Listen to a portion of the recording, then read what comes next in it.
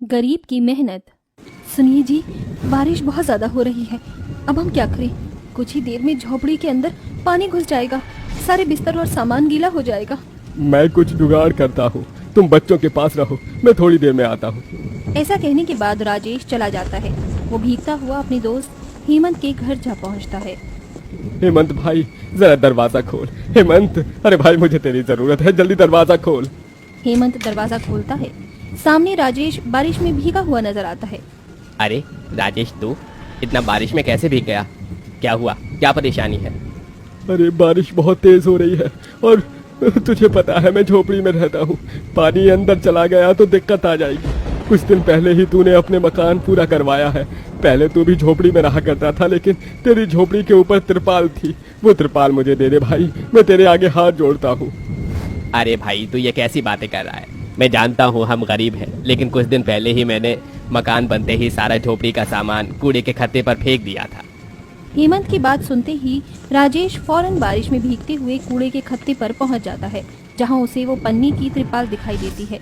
वो उस पन्नी की त्रिपाल को उठाता है और अपनी झोपड़ी के पास ले आता है, जिसके बाद वो बारिश में भीगते हुए झोपड़ी के ऊपर त्रिपाल को लगाता है।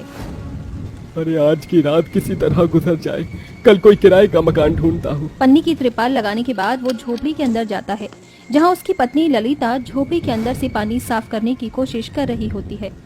अच्छा हुआ आपने त्रिपाल लगा दी, अब झोपड़ी के अंदर पानी नहीं आएगा। लेकिन थोड़ा सा पानी अंदर आ गया था तो मैं उसे साफ कर रही हूँ। तभी ललिता के बच्चे उससे कहते हैं, माँ, मुझे बहुत जोरों से भूख लगी है, कुछ खाने को दे दो। माँ, हमने आज सुबह से कुछ नहीं खाया है, पेट में दर्द भी हो रहा है। थोड़ा सा सब्र करो बच्चों, बारिश जैसे ही कम हो जाएगी मैं चूल्हा जलाऊंगी, उसके बाद तुम्हें खाना खिलाऊंगी। ललिता बहुत देर तक बारिश के रुकने का इंतजार करने लगती है, लेकिन बारिश का थमना नामुमकिन था। देखते ही देखते रात के 12 बज जाते हैं जब बारिश रुक जाती है। अच्छा हुआ बारिश रुक गई, मैं खाना बना देती हूँ। मिट्टी का चूल्हा जो कि बारिश में बह गया था, वहीं लकड़ियाँ भी सारी गीली हो गई थी। इस वक्त खाना बनाना तो मुश्किल है, अब हम लोग क्या करें? हम दोनों तो भूखे रह सकते हैं, लेकिन बच्चों को भूखा कैसे रखेंगे? एक काम करती हूँ, काकी के घर जाती हूँ और उनसे बचा हुआ खाना मांग लेती हूँ। ललिता काकी के घर जाकर बचा हुआ खाना ले आती है और उसे अपने बच्चों को खिला देती है। आधी रात के बाद वो सभी सो जाते हैं। अगले दिन सवेरा होते ही दोनों मियाँ बीवी कमाने के लिए एक कोयले की खदान में पहुंच जाते हैं। मेरे पेट में दर्द हो रहा है, अजी ऐसे मेहनत करूंगी तो पता नहीं शाम तक मेरी क्या हालत होगी। तभी वहाँ रघुवीर आ जाता है और सभी मजदूरों को बोलने लगता है, अरे ये क्या हौले हौले काम कर रहे हो? अगर इस तरह काम करोगे तो शाम तक भी काम खींच नहीं पाओगे। जल्दी जल्दी हाथ चलाओ। उसकी बात सुनते ही मजदूर काम करने में लग जाते हैं। तभी ललिता की सहेली ममता चक्कर खाकर गिर जाती है। अरे कोई पानी लेकर आओ, ये बेचारी बेहोश हो गई, कोई इसकी मदद करो, कोई पानी लेकर आओ। ललिता जोर से चिल्लाती है, जिसके चलते ममता के चारों तरफ भीड़ इकट्ठी हो जाती है। क्या तमाशा लगा रखा है तुम लोगों ने यहाँ? सभी लोग अपने अपने काम में लग जाओ। अगर कोई भी मुझे फालतू खड़ा हुआ नजर आया तो मैं उसे काम से निकाल दूंगा। रघुवीर के कहने पर सभी लोग ममता को बेहोशी की हालत में छोड़कर काम में लग जाते हैं। जिसके बाद रघुवीर एक गिलास में पानी लेकर आता है और ममता के ऊपर फेंक देता है, जिसके बाद बेचारी ममता को होश आ जाता है और वो उठ खड़ी होती है। रात को बारिश के चलते घर का चूल्हा नहीं जल पाया, इसीलिए भूखे पेट ही सुबह काम करना पड़ा साहब। मुझे थोड़ा सा आराम करने के लिए मिल सकता है क्या? ठीक है, उधर पेड़ के पास जाकर बैठ जाओ। ममता के पास खाने के लिए कुछ भी नहीं था। तभी एक औरत उसे अपने झोले से 2 सूखी रोटी और प्याज लेकर जाती है, जिसके बाद ममता वो खाकर थोड़ी देर आराम कर लेती है और फिर से काम करना शुरू कर देती है। ऐसे ही पूरे दिन मजदूर अपनी पूरी मेहनत करते। शाम होते होते सभी लोग लाइन में लग जाते और अपनी मेहनत के पैसे लेने लगते।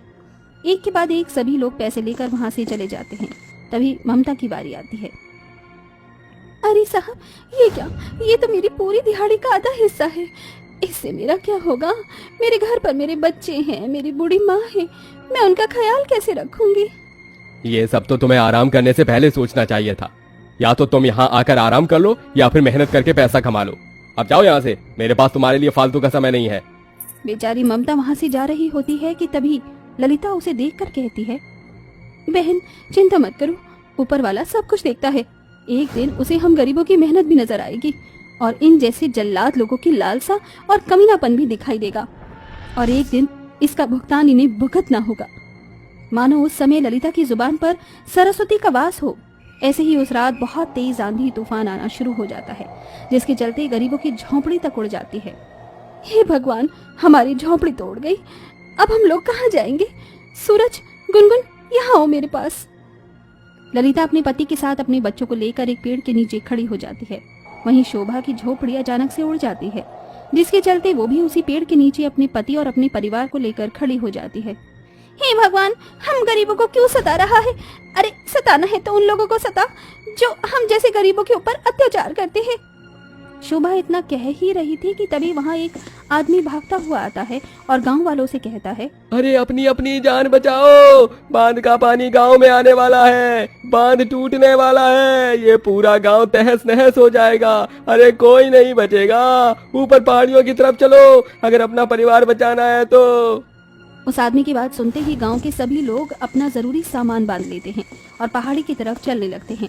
देखते ही देखते एक के बाद एक सारे गरीब पहाड़ी पर पहुंच जाते हैं, लेकिन जितने भी अमीर और पक्के मकान में रहने वाले लोग थे वो अपने घरों में बेखबर सो रहे होते हैं। तभी अचानक से बांध टूट जाता है और गांव में बाढ़ आ जाती है, जिसके चलते अमीर और गरीब सभी के घर टूटकर तहस नहस हो जाते हैं और कई घमंडी लोग उस बाढ़ में ही डूबकर मर जाते हैं। हम गरीब लोग तो बच गए, लेकिन वो देखो, रघुवीर वहाँ पानी में डूब रहा है। आखिरकार भगवान ने उसे उसकी सजा दे ही दी। सुबह तक गांव का सारा पानी खत्म हो जाता है और पूरा गांव सूख जाता है, जिसके बाद गांव के सभी लोग वापस अपने गांव में आते हैं और पूरे गांव की हालत देखकर हैरान रह जाते हैं। अब गांव की एक नई शुरुआत होनी और हम सभी को मिलकर मेहनत करनी होगी। वो सभी गांव वाले गांव की हालत ठीक करने में जुट जाते हैं।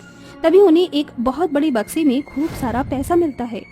हो ना हो, ये रघुवीर का पैसा होगा जो उसने हमसे डबल मेहनत करवाकर इकट्ठा किया है। राजेश वो सारा पैसा गांव के सभी लोगों में बांट देता है, जिसके बाद गांव के सभी लोग अपने अपने पैसों से अपने घर बनाने के लिए ईंट और सीमेंट लेकर आते हैं। सभी गांव वाले एक दूसरे की मदद करके अपने अपने पक्के मकान बना लेते हैं और उन्हें अब अपनी जमीनें भी मिल जाती हैं, जिसके बाद वो सभी अपनी जमीनों पर खेती बाड़ी करके मेहनत से पैसा कमाते हैं और अपने जीवन में खुशी खुशी रहने लगते हैं।